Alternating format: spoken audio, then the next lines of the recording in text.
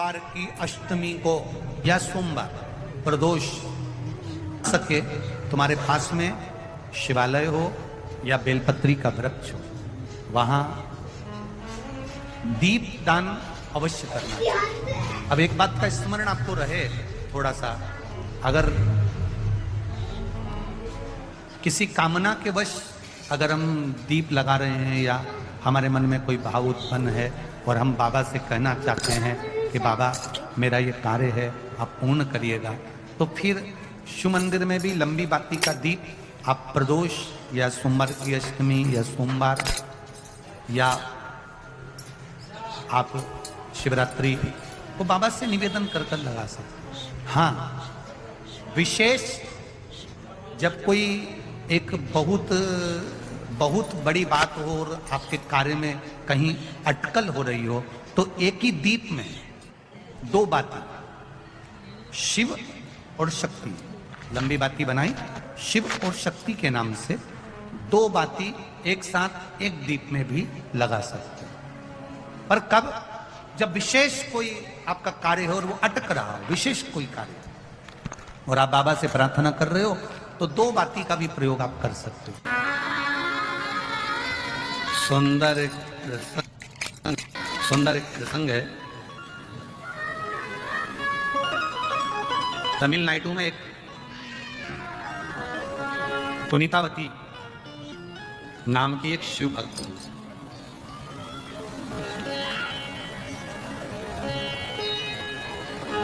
बहुत पुरानी कथा नहीं है, 6वीं सदी की ही ये कथा। पुनीतावती नाम की एक महिला, एक कन्या ने जन्म लिया तमिलनाडु के कराईकला नगर में। एक धनिक सेठ के घर में, बहुत पैसे वाले व्यक्ति के घर में एक लड़की ने जन्म लिया जिसका नाम पुनीतावती थी। पुनीता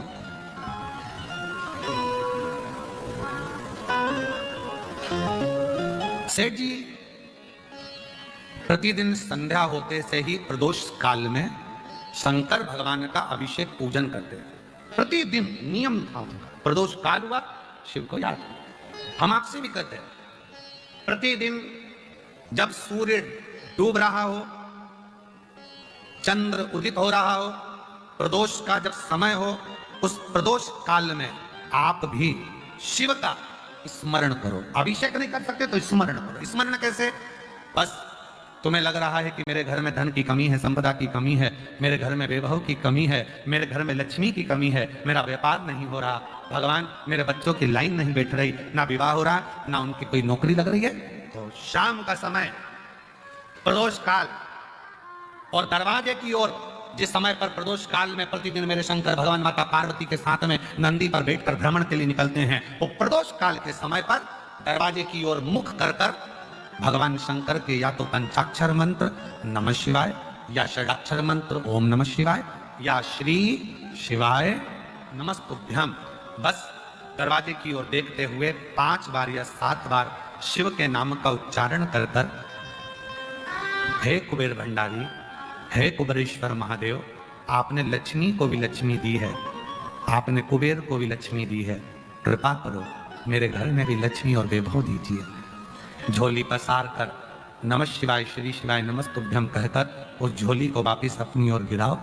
आप लगातार 2 महीना 3 महीना आप प्रदोष काल में शाम के समय भगवान शंकर जब रोज प्रतिदिन पार्वती और शिव जी निकलते हैं भ्रमण कर, उस समय पर आप रोज जब भगवान से निवेदन करोगी तो एक ना एक दिन मेरा भोले बाबा तुम्हारी झोली भर ही देगा। अब इसमें तुम्हारा धन लगा क्या? जम के बोलो जरा। इसमें तुम्हारा पैसा लगा क्या? इसके लिए तुम्हें कभी मंदिर जाना पड़ा क्या? इसके लिए तुम्हें कहीं जाना पड़ा क्या? नहीं, इसमें केवल समय का ज्ञान करना है कि शाम का समय प्रदोष काल का जो समय है, उस प्रदोष काल के समय में, और थोड़ा सा आगे पीछे भी हो जाएगा ना तो चलेगा। ये नहीं सोचना कि प्रदोष काल के समय पर मुझे मालूम नहीं पड़ा, ये समय निकल गया, मैं काम में लगी थी, उसमें प्रतिदिन नियम बना, प्रतिदिन। श्री सोमवार की अष्टमी पड़ जाए, ऐसे दूध कटोरी में लेकर मात्र बेलपत्री के पत्रे से एक बूंद, अगर दूध आप एक बूंद अगर ज्यादा ना मिला हो, 1 चम्मच भी अगर आपको दूध देसी गाय का मिल गया हो, और सौरी के पत्ते से तुम्हारे घर के अंदर अगर शिवलिंग है या मंदिर में शिवलिंग है या तुम्हारे नजदीक में कोई शिवलिंग है, उस पर बूंद बूंद एक एक बूंद अगर शिवलिंग पर दूध समर्पित कर रहे हो, श्री शिवाय नमस्तुभ्यम, नमः शिवाय, या षडाक्षर मंत्र ओम नमः शिवाय, या 33 अक्षर का मंत्र महामृत्युंजय मंत्र, इसका स्मरण कर कर शिव जी पर देसी गाय का दूध समर्पित कर कर इस बेलपत्री को अशोक सुंदरी वाली जगह पर अगर आप समर्पित कर देते हैं, फिर आप जिस भी चीज के लिए अप्लाई करें, मेरा देवाधिदेव महादेव आपका हाथ पकड़कर खींचकर आगे बढ़ा ही। हमने पहले भी कथा में कहा है कि सोमवार की अष्टमी के दिन भूल से भी अगर एक बेलपत्र, एक श्वेत पुष्प शंकर भगवान को समर्पित हो जाता है, तो ये मानकर चलें कि आपने कुछ मांगा भी नहीं तो भी शंकर भगवान देने के लिए आपके दरवाजे पर पहुंच जाए। भूलवश सोमवार दिखावा नहीं करना है, केवल 5 वृक्ष की पत्ती को, कितने वृक्ष? बस 5 वृक्ष की पत्ती और एक श्वेत पुष्प, सफेद कलर का पुष्प अशोक सुंदरी वाली जगह पर लगाकर देवाधिदेव महादेव को सोमवार की अष्टमी के दिन जो चढ़ा देता है, बस निर्मलेश्वर महादेव का नाम लेकर जब चढ़ाया तो कार्य सफलता की ओर अग्रसर है। केवल सोमवार की अष्टमी पढ़ने पर ही करना है। कौन से दिन करेंगे? जम के बोलिए जरा। सोमवार की अष्टमी पढ़ने पर यह प्रयोग करें, और कहीं लग जाए आपकी जिंदगी में कि अब मेरा जीवन बहुत नरक सा निकल रहा है, बहुत कष्टमय निकल रहा है, ये बेलपत्री लेना, इस बेलपत्री के बीच वाले पत्ते पर पीला चंदन लगा लेना। कितना लगाना है? बीच वाला जो पत्ता है उस पर पीला चंदन। जब आपको लगे कि मेरा जीवन बहुत कष्टमय है, अब ये रोग, अब ये कष्ट दूर ही नहीं हो रहा, अब ये आए दिन तकलीफ पर तकलीफ बढ़ती जा रही है, आए दिन रोग, बीमारी, पैसा घर में बच नहीं रहा, बहुत कष्टमय जीवन है, इसमें लगाओ पीला चंदन बेलपत्री की बीज पत्ती पर। और बीज पत्ती पर जब चंदन लग जाए, लगने के बाद में ये दोनों पत्ती पर लाल चंदन लगा लीजिए। इन दोनों पत्ती के बीच में जो डंडी का भाग होता है, ये बीच वाली पत्ती है, ये जो बीच वाली पत्ती का जो भाग होता है, इस पत्ती के भाग में शहद का प्रयोग कर कर, यहां पीला चंदन, लाल चंदन, लाल चंदन, शहद का प्रयोग कर कर इसी तरह से पकड़कर ये बेलपत्री की जो डंडी है वो अशोक सुंदरी पर जब आप समर्पित करें, तो जहां से जल बहता है उस ओर पर इस पत्ती को चढ़ाकर केवल आपके हृदय की बात कहकर देवाधिदेव स्मरण में लेते हैं। हल्दी और कुमकुम रोली लगाकर कनेर के पुष्प को यदि सोमवार की अष्टमी के दिन मां जगतजननी की पीठी का या चौकोर हो या जो भी आकृति की हो पीठी का, वो पीठी का और ये जल निकलने वाला जल हरि का, तो कनेर का जो पुष्प होता है उसमें कुंकू और हल्दी लगाकर सोमवार की अष्टमी के दिन आप जब बहुत हताश हो जाएं, किसी भी स्थान पर मां तारा रानी का नाम लेकर एक बार अगर आपने सोमवार की अष्टमी के दिन पुष्प समर्पित कर दिया मां तारा देवी के नाम से, देवाधिदेव महादेव और मां शक्ति की कृपा अपने आप होगी और वो कार्य सफल होकर ही रहेगा। स्मरण केवल सोमवार की अष्टमी पढ़ने पर ही करना है। कौन से दिन करेंगे? जम के बोलिए जरा।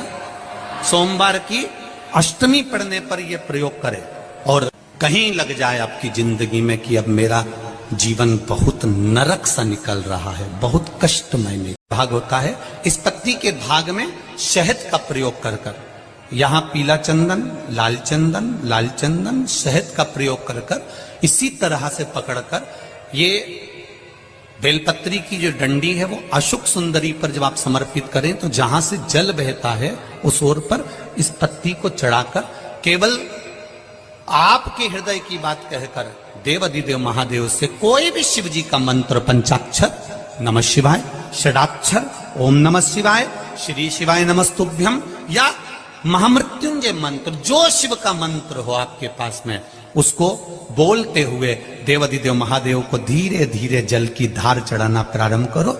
जल की धार जब पूर्ण होने लगे, उसमें थोड़ा जल बचे, तब अशोक सुंदरी पर जो तुमने बेलपत्र चढ़ाई है वहां उस जलधार को चढ़ाए। ये प्रयोग आपको केवल सोमवार की अष्टमी पढ़ने पर ही करना है। भाग होता है, इस पत्ती के भाग में शहद का प्रयोग कर कर, यहां पीला चंदन, लाल चंदन, लाल चंदन, शहद का प्रयोग कर कर इसी तरह से पकड़कर ये बेलपत्री की जो डंडी है वो अशुक सुंदरी पर जब आप समर्पित करें तो जहां से जल बहता है उस ओर पर इस पत्ती को चढ़ाकर केवल आपके हृदय की बात कहकर देवाधिदेव महादेव से कोई भी शिव जी का मंत्र, पंचाक्षर नमः शिवाय, षडाक्षर ओम नमः शिवाय, श्री शिवाय नमस्तुभ्यम या महामृत्युंजय मंत्र, जो शिव का मंत्र हो आपके पास में, उसको बोलते हुए देवाधिदेव महादेव को धीरे धीरे जल की धार चढ़ाना प्रारंभ करो। जल की धार जब पूर्ण होने लगे, उसमें थोड़ा जल बचे, तब अशोक सुंदरी पर जो तुमने बेलपत्र चढ़ाई है वहां उस जलधार को चढ़ाए। ये प्रयोग आपको केवल सोमवार की अष्टमी पड़ने पर ही करना है। घर में अगर कोई व्यक्ति बीमार पड़ा है, घुटने दुख रहे हो, कमर दुख रही हो, पीठ दुख रही हो, कंधा दुख रहा हो, सिर दुखता रहता हो, आंखों में जलन रहती हो, कोई भी तकलीफ रहती हो, तो सीधी सीधी शिव पुराण कहती है सोमवार के दिन की अष्टमी। कौन से दिन की? सोमवार के दिन अगर अष्टमी पड़ जाए, अष्टमी तिथि, तो 14 दाने चने की दाल के लेकर सोमवार की अष्टमी के दिन उस व्यक्ति पे से 14 बार उतारकर शंकर जी का नाम लेकर शंकर जी के मंदिर में शिव जी पे चढ़ा दो। उस व्यक्ति को शारीरिक कष्ट बंद हो जाएगा।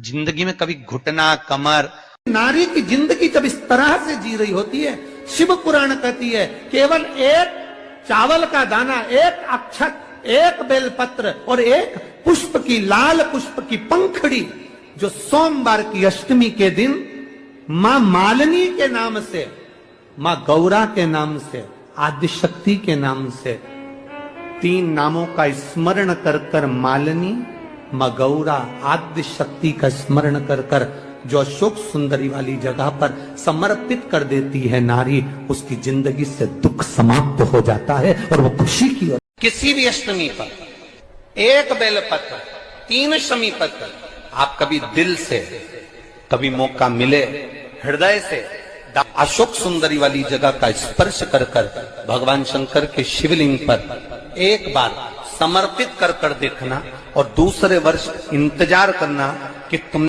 अष्टमी के दिन बाबा को शमी पत्र बेलपत्र दिया था, क्या बाबा ने तेरे घर में धन और वैभव दिया कि नहीं दिया? जो स्थिति में गाड़ी चल रही थी वो स्थिति की गाड़ी तेरी पार हुई कि ना?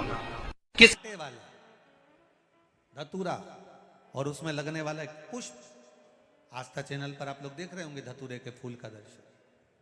धतूरा और धतूरे का पुष्प, छोटा सा पौधा है, ज्यादा बड़ा नहीं है, कांटा लग रहा है, धतूरा लग रहा है, और उसमें भी साधारण धतूरा नहीं, जिस धतूरे के नीचे की डंडी लाल कलर की होती है, अगर वो सोमवार की अष्टमी को देवाधिदेव महादेव को समर्पित करी जाती है तो उसके घर में कभी संपदा की कमी नहीं होती है। वो धतूरा है, साधारण नहीं है। धतूरे में भी लाल डंडी, जैसे धतूरा गोल होता है उसके नीचे छोटी सी डंडी, देखा है आप लोगों ने? अरे देखी कि नहीं देखी बोलो? धतूरा देखा है ना? धतूरे के अंदर एक नीचे छोटी सी डंडी होती है, जब तोड़ोगे तो वो डंडी का कलर अगर लाल है, वो डंडी का कलर अगर लाल है, और कभी हम तो कहेंगे जैसे बड़ी बीमारी जिसको हो जाती है, लीवर, किडनी, कैंसर आदि आदि बड़ी बीमारियों से जो जूझ रहा होता है, प्रयास करो, प्रयास महामृत्युंजय का जाप कर कर, महामृत्युंजय का स्मरण कर कर, एक लाल डंडी का धतूरा प्रयास करना। एक धतूरा मिल जाए या 5 धतूरे मिल जाए किसी भी एकांतेश्वर महादेव पर, जो शिव मंदिर एकांत में हो, जहाँ कोई जाता आता नहीं हो। वैसे तो अब बहुत मुश्किल है कि ऐसा मंदिर मिल जाए जहाँ कोई जाता आता नहीं हो, पहले की बात दूसरी है, अब बात दूसरी है। फिर भी कहीं आप रोड पे से निकल रहे हो, एकांतेश्वर महादेव अगर आपका दिख जाए, बहुत बीमारियों से ग्रसित हो, तो भी महामृत्युंजय जाप का स्मरण कर कर या किसी विद्वत ब्राह्मण जन से महामृत्युंजय मंत्र का जाप कराकर या भगवान शिव के मंत्र का जाप स्वयं कर कर, वो भी ना बने तो पंचाक्षर मंत्र नमः शिवाय, षडाक्षर मंत्र ओम नमः शिवाय या श्री शिवाय नमस्तुभ्यम जप कर वो लाल डंडी का धतूरा 5 एकांतेश्वर महादेव को आप समर्पित कर सकते हो। रोग थम जाएगा, जो दवाई खाओगे वो शरीर को लगना प्रारंभ हो जाएगी और आप स्वस्थ होना प्रारंभ हो जाएंगे। अगर बड़ा रोग है, महाराज कभी कभी रोज नहीं, कभी कभी अशोक के वृक्ष की पत्ती, आम के वृक्ष की पत्ती, कभी कभी अशोक के वृक्ष की पत्ती और आम के वृक्ष की पत्ती की बंदरवाल जब दरवाजे पर लगाते हैं, जब कोई ने कह दिया कि तुम्हारे यहाँ तो रोग ही रोग है, सास बीमार पड़ती है, कभी बहू बीमार पड़ जाती है, कभी पोता बीमार पड़ जाता है, कभी पोती बीमार पड़ जाती है, कभी घर में ये परेशानी, पैसा तो आता है, सब यहाँ वहाँ लग रहा है, तो कभी कभी सोमवार की जब अष्टमी पड़ जाए और सोमवार की अष्टमी के दिन यदि अशोक के वृक्ष की पत्ती और आम के वृक्ष की पत्ती की बंदरवाल दरवाजे पर लगा दी जाए और वो बंदरवाल यदि 1 हफ्ते तक लगी रहे तो तुम्हारे घर में से कैसा भी दुख और रोग क्यों ना हो वो धीरे धीरे समाप्त होने लगता है। समाप्त होने, पंच बंदरवाल,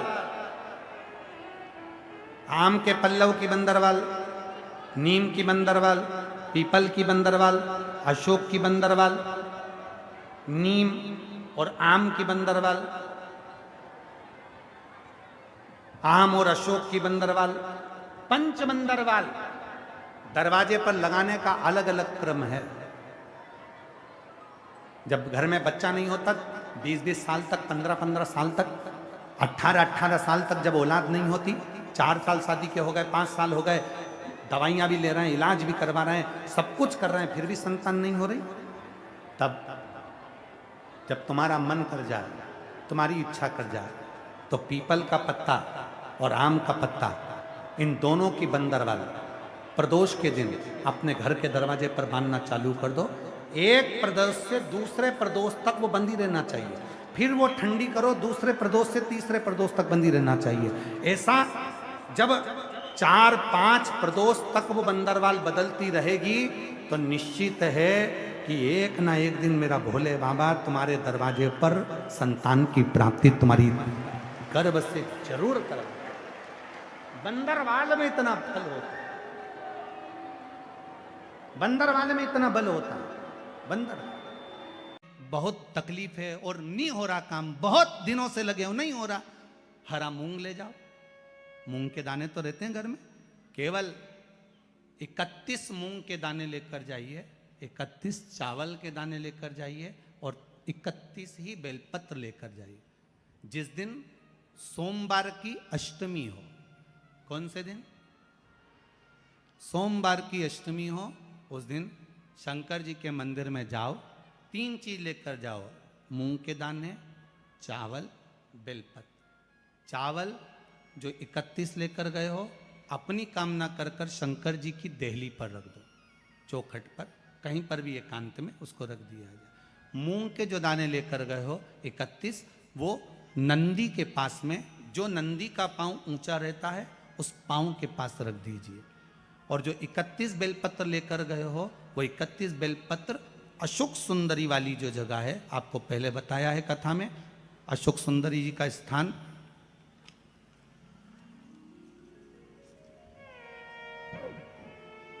ये शिवलिंग, ये जलाधारी जहाँ से पानी बहता है, उसके बीच में एक मोटी सी लाइन होती है, जो शंकर भगवान की छोटी लड़की अशोक सुंदरी का स्थान है।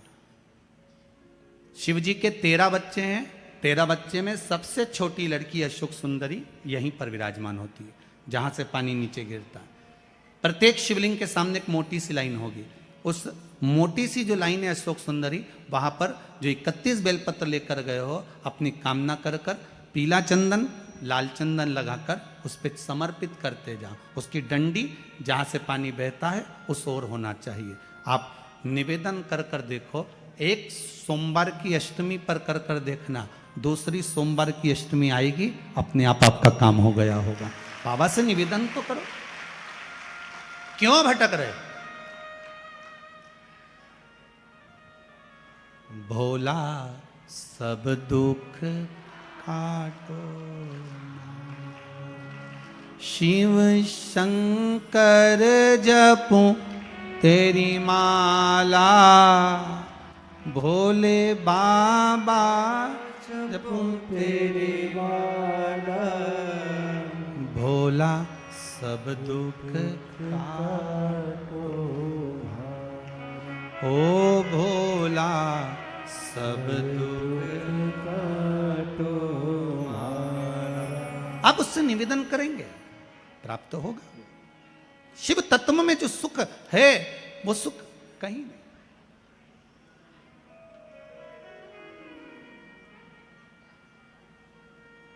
एक मात्र शिव मंदिर में झाड़ू लगा रही हैं अहिल्याबाई, साधारण सा भाव है, केवल एक झाड़ू।